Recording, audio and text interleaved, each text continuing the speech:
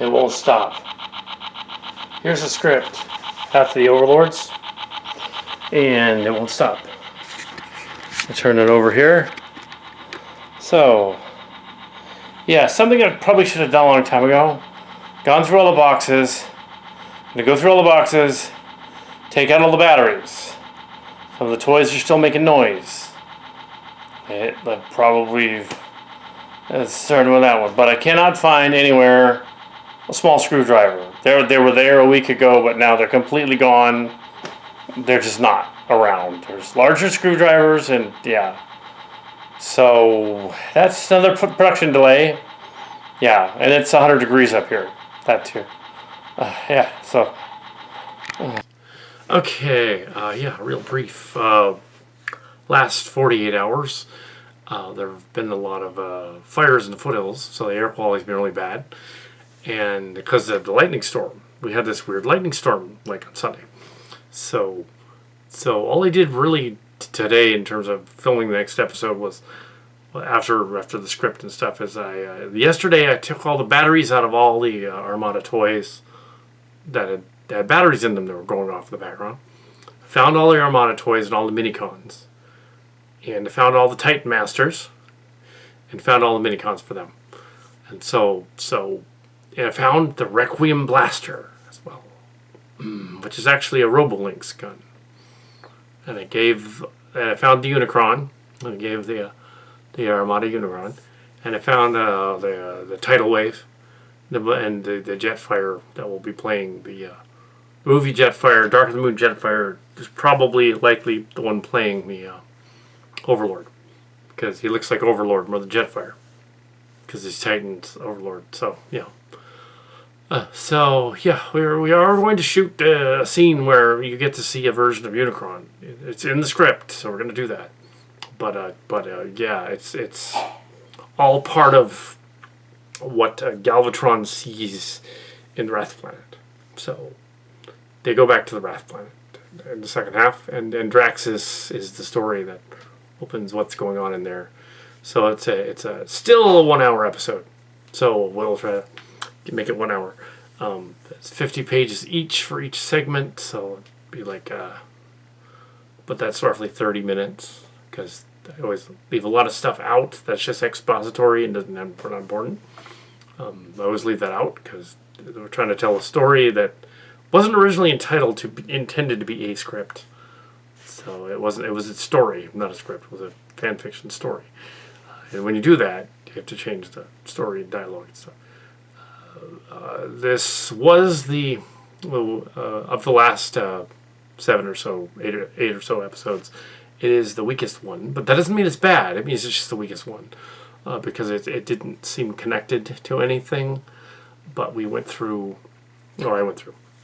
and found the connection to Andraxis and Overlord being in that one. And said, what happens if, like, the Decepticons, instead of us giving the Autobot view of what would happen if they did what they're doing, because it's clearly in the story that they're going to allegedly think they're winning. What happened instead of it being Springer and RC trapped in the Wrath Planet?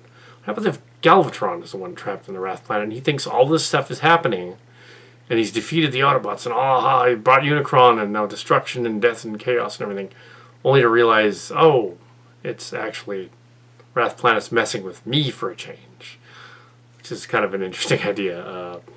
So it's Prime and Megs most likely in the seeing the Andraxis story in the other one as well, within the Unicron Returns thing, which is it can't really be Unicron returning. It's got to be something else. Also, I can do a little bit of an homage to Transformers Prime, in that I can kind of make fun of that, and Transformers The Last Night, in that where we have that one guy. But I can also make fun of that, and I can have I can have them have the smaller version of Unicron appear on the Earth and go like, ha ha, yes. In one timeline, I was part of the Earth for some reason, which is really lame. But here I'm actually an emissary of the other guy. So, yeah, not really him. Obviously, I wouldn't be able to stand on the Earth, because that would be stupid. Have him actually say that. It's like, yeah, that would be dumb. It's a planet. Why would he suddenly be like not even miles long, really? He's not a planet anymore, if he's just a big giant city-sized guy, then he's not a planet. He's a city. But yes, they're probably thinking, oh, will we not show the cities? Will we not show Fort Max and Metroplex? And because that's in that episode with the Return of Unicron. Yes, you're going to see them in that one. They have them. They're going to be in it. The Scorponok is going to be the older Scorponok because the newer one hasn't shown up yet. But it's okay because I don't really think he has much. The cities actually do anything. They're just in the background. So it's mainly about the smaller characters on the ground.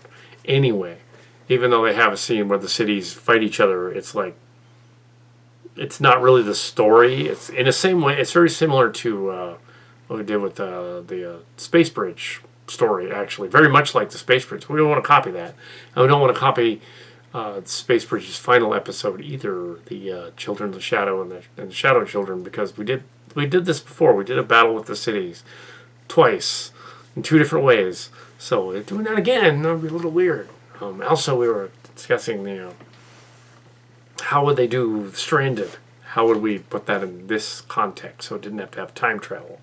Came up with the genius and twisted way. Actually, there's an out.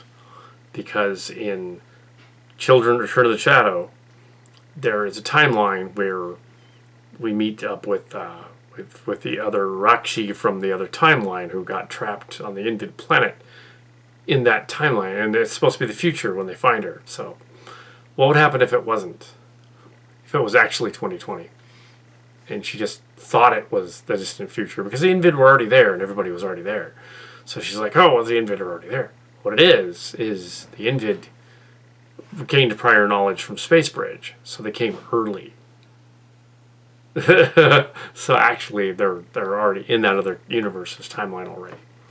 So we don't need to go forward into the future. Don't need to show necessarily Scott Bernard and Syrian Korg and everybody, but the Regis and the other, because they would be not born yet, but rather it would still be the original cast, because that makes more sense. Yeah, and you don't even need to make them humans necessarily. You can just have the Robotech Renegades, which we have. The Renegades, they could stand in for them, and that would be cool. Yeah, we could totally do that. So that's what we very well might do. I'm not saying that is the case, but we could do that way. That would make it considerably different than the version of it we already used. So it wouldn't be writing over the other thing. Yeah, it's sort of like, oh, the Space Bridge gets an easy out for the main character, but it's like, not for the rest of them. But yeah, Space Bridge, yeah. But yeah, so there's my, that's a possible idea.